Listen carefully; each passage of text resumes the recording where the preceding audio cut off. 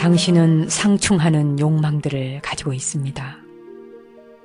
그것은 마치 두 마리 토끼를 사이에 두고 어느 것을 잡을까 갈팡질팡하는 것과 같지요. 그러나 결국 한 마리도 잡지 못하게 될 때가 허다합니다. 둘 중 무엇을 원하는지 명확히 알려면 무엇보다 먼저 당신의 마음을 깊이 이해하도록 하십시오. 당신은 어떤 삶을 살기를 원하십니까? 삶에서 어떤 가치를 가장 높게 두는지요? 분명히 아는 것은 삶을 보람있게 만들어줍니다.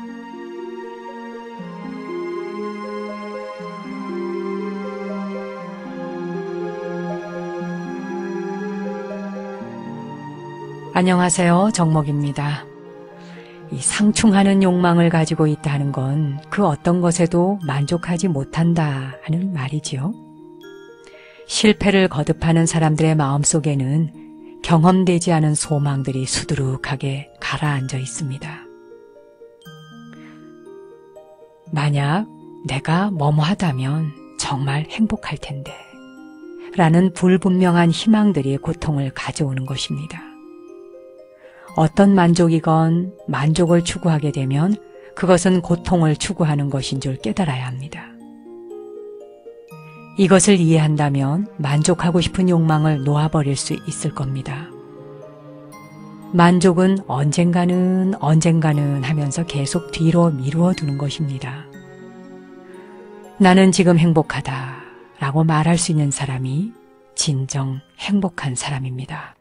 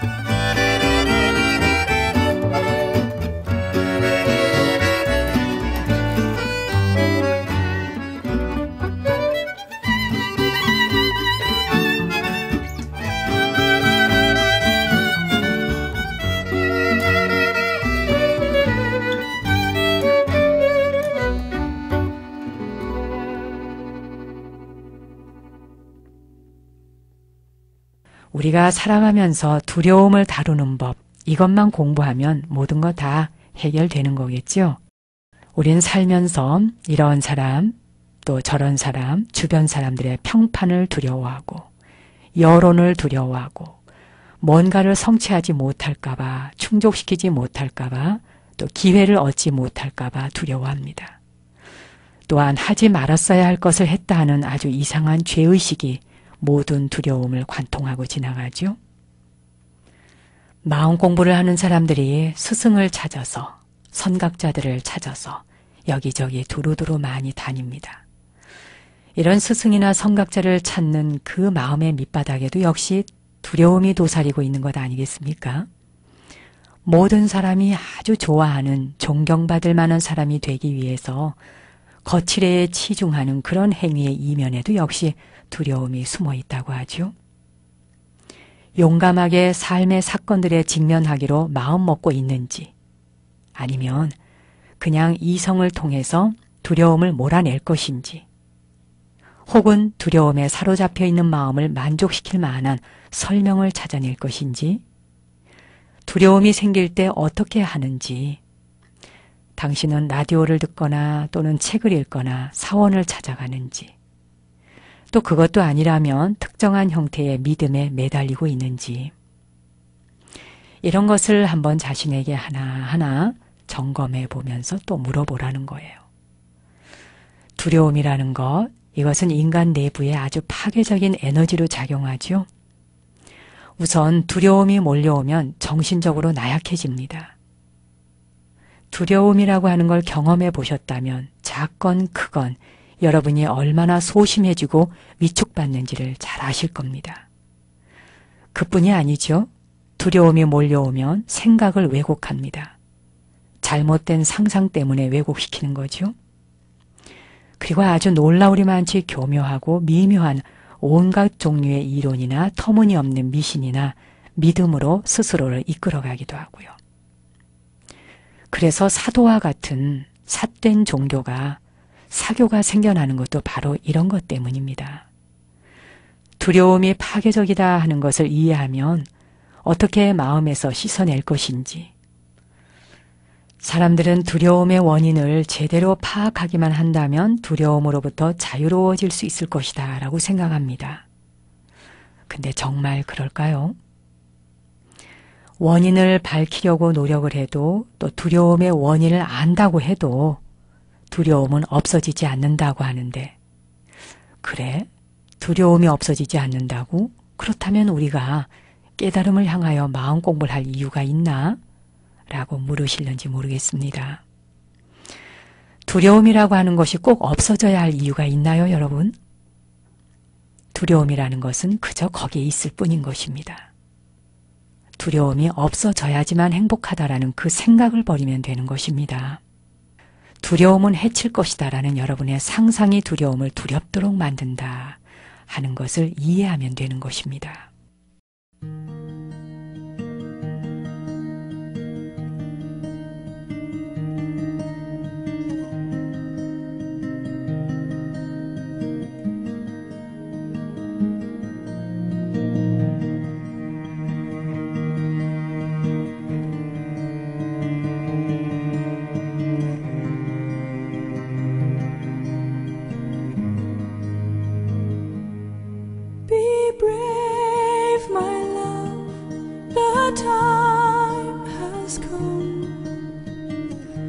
Cross the Tintagel Sea, the fragrant air, the apple blossoms have all been beckoning,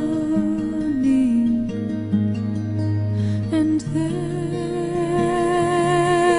we'll stand, looking out upon the wood that we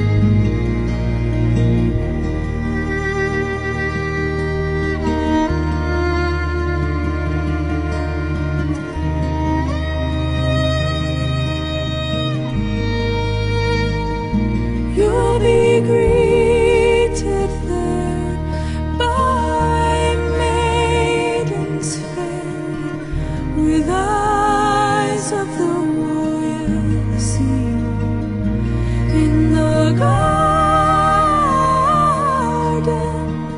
They will braid your hair with violets and rosemary, and there we'll stand, looking out upon the world that we've known. All fear will be gone when we reach the shores of Avalon.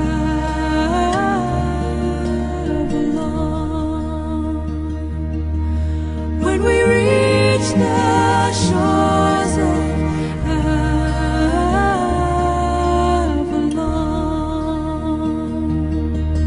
When we reach the shores of Avalon,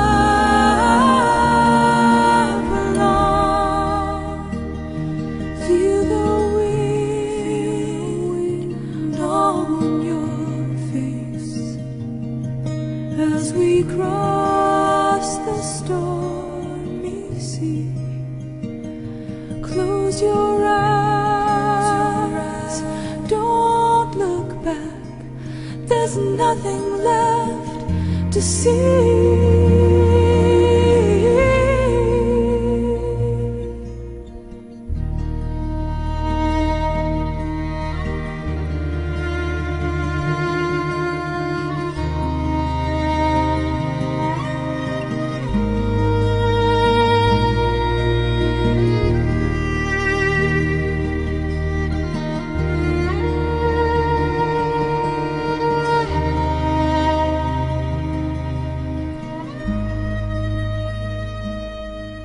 The other night you came to me like an angel. You appeared, and we climbed the endless sky and held each other near. And there we'll stand, looking out upon the world that we've known. All fear will be gone when we reach the shores of Avalon.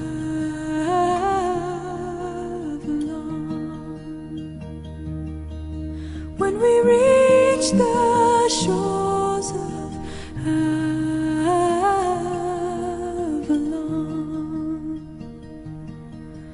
When we reach the shores of Avalon.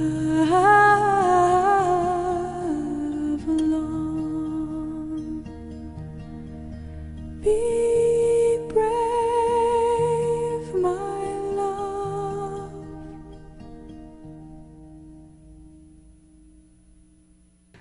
두려움이 우리를 또 무엇인가에 복종하도록 만드는 힘도 가지고 있죠. 왜 우리는 복종하고 그것을 따르고 무엇인가를 모방하려고 하는 걸까요? 도대체 이유가 무엇일까요? 내면적으로 불안해지는 것을 두려워하기 때문이지요. 우리는 확신을 가지고 싶어하고, 경제적으로도 확신을 가지고 싶어하고, 도덕적으로도 확신을 가지고 싶어하고, 생활에 대해서도 안정감을 가지고 확신을 가지고 싶어하지요. 그리고 인정받고 싶어하고, 안정적인 위치에 있고 싶어하고, 어려움이나 문제와 고통에 직면하고 싶어하지 않습니다. 그리고 무엇인가로부터 보호를 받고 싶어합니다. 그래서 두려움은 의식적으로나 무의식적으로 스승이나 지도자 또는 사제들이나 정부에 자꾸 복종을 하게 만드는 것입니다. 또 타인들에게 해로운 일을 하지 못하도록 우리를 통제하기도 하는 것이고요.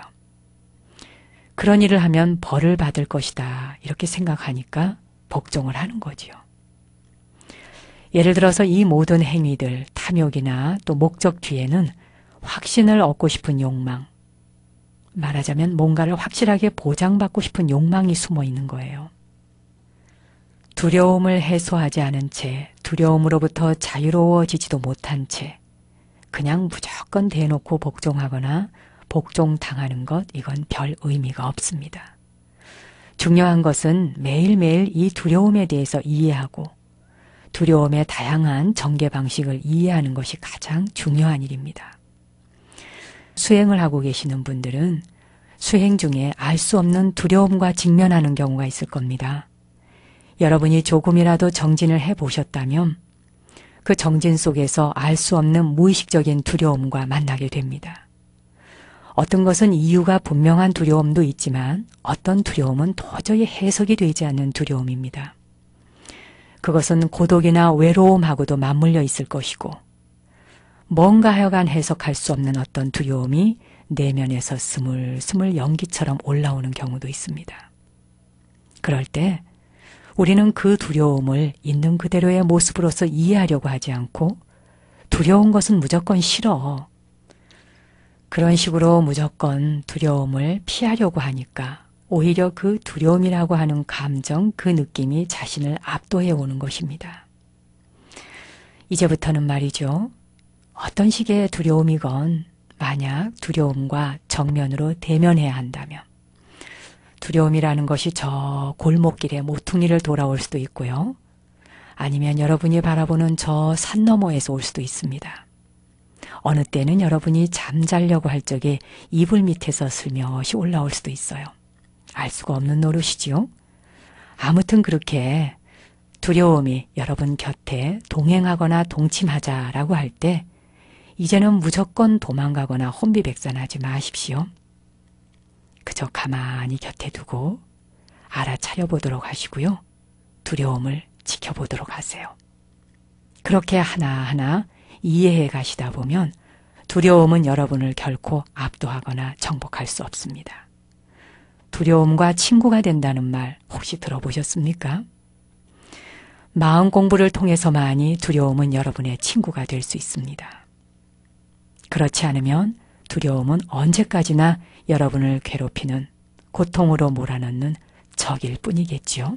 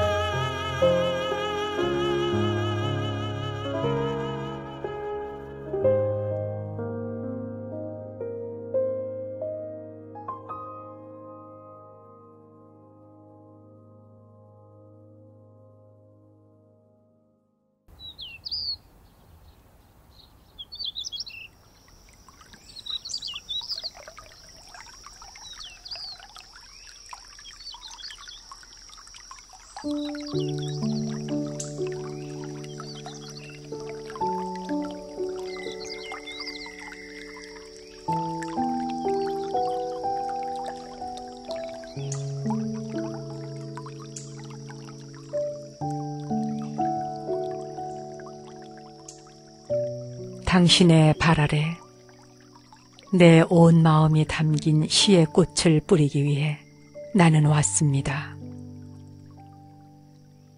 이 꽃은 당신의 숨결로 태어나고 당신의 사랑으로 피어났으며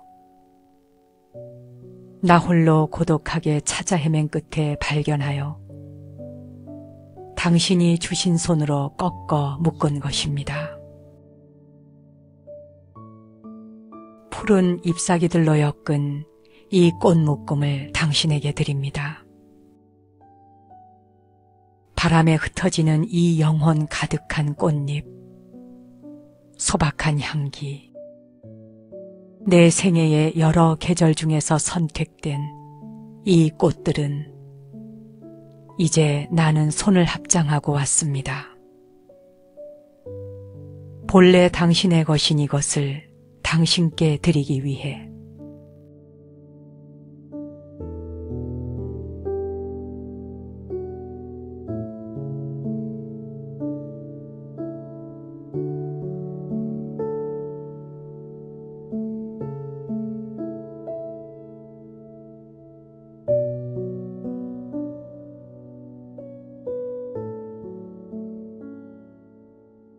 봄이 저만치에서 오고 계시다는 소식을 바람에게 전해 듣고 마음 먼저 달려나가 기다려봅니다.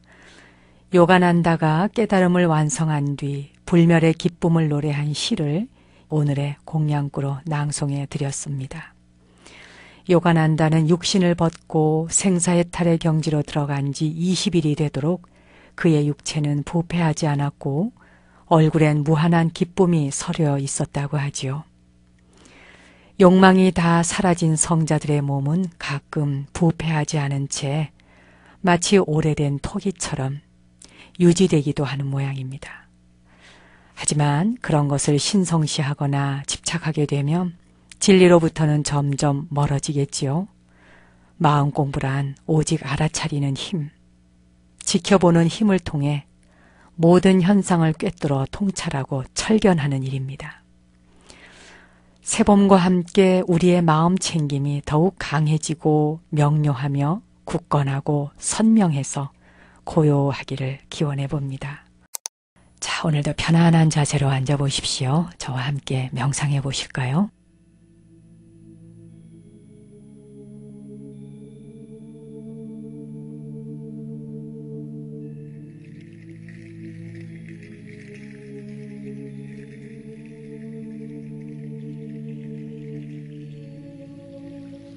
자, 이제 편안한 자세로 앉아 보십시오. 몸이 불편하신 분들은 누워서 명상을 함께 해보십시오.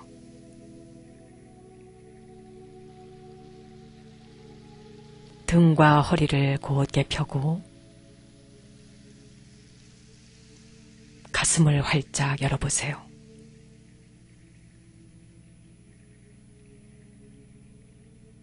깊이 숨을 한번 들여 마시고 내쉬어줍니다.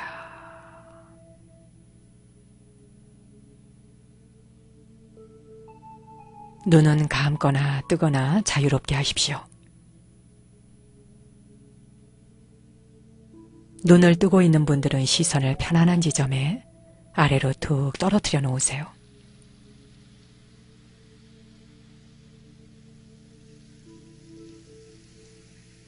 머리 위에서 발끝까지 온몸의 긴장을 천천히 마음의 눈으로 풀어 내려가 보십시오.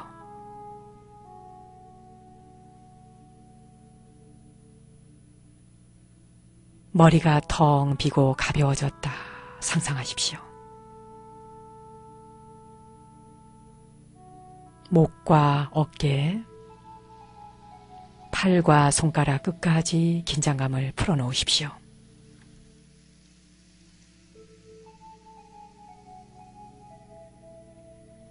앞가슴과 아랫배, 등과 허리 쪽을 살펴보시고 불필요한 긴장감이 있다면 슬며시 풀어놓으십시오.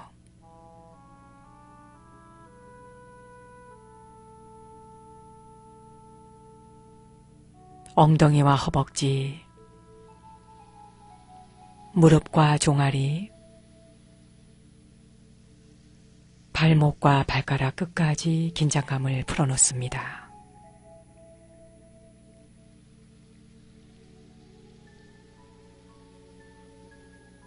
아랫니와 윗니의 긴장을 풀고 혀를 입천장에 살짝 붙여놓으세요.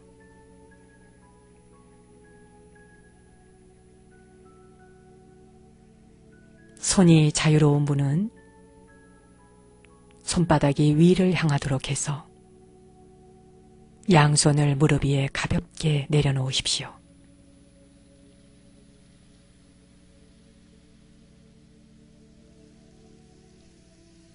다시 한번 깊이 숨을 들여 마시고 내쉬어줍니다.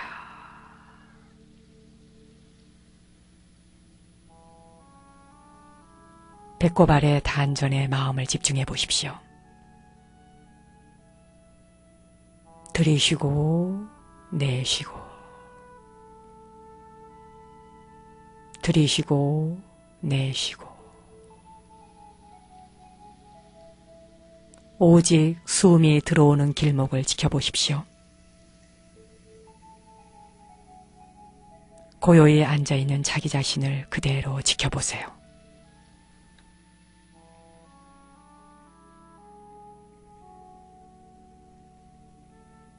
당신의 가족이나 혹은 가깝게 만나는 사람 또는 고객 중에 누군가 당신에게 말로써 심하게 상처를 준 사람이 있다면 그 사람을 떠올려 보십시오. 그 사람에 대한 어떤 판단 분별도 하지 말고 그저 그때의 상황을 떠올리십시오.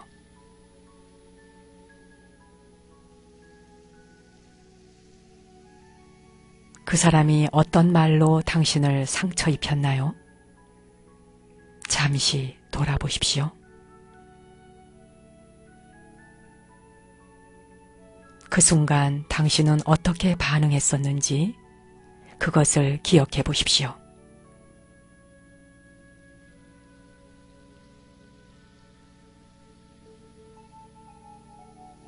당신은 누군가 다른 사람에게 그런 식으로 상처를 준 일이 없었나? 잠시 돌아보십시오.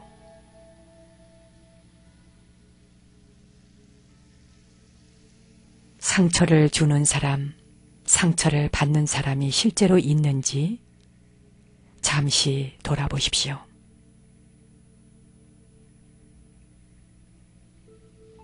왜 우리는 그것을 상처라고 해석을 한 걸까요? 당신의 어떤 생각이 그것을 상처로 받아들이게 되었나?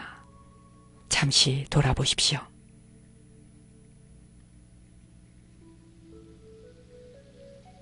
이제 그 일과 그 사람으로부터 마음에서 한 걸음 물러서십시오. 그리고 마치 한 그루의 나무를 바라보듯 담담히 바라보세요. 마음속으로 이렇게 속삭여 보십시오.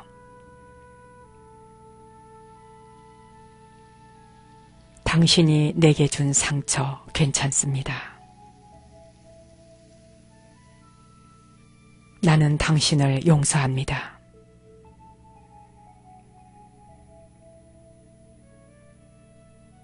당신이 내게 준 상처 괜찮습니다. 나는 당신을 용서합니다.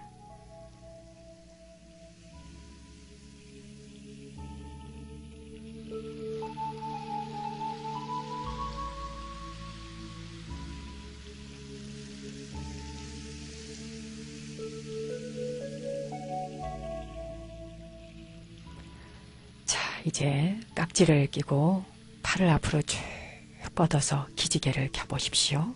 그리고 위로 쭉 뻗어 올리시고요. 최대한 끝까지 스트레칭을 하고 팔을 툭 풀어줍니다.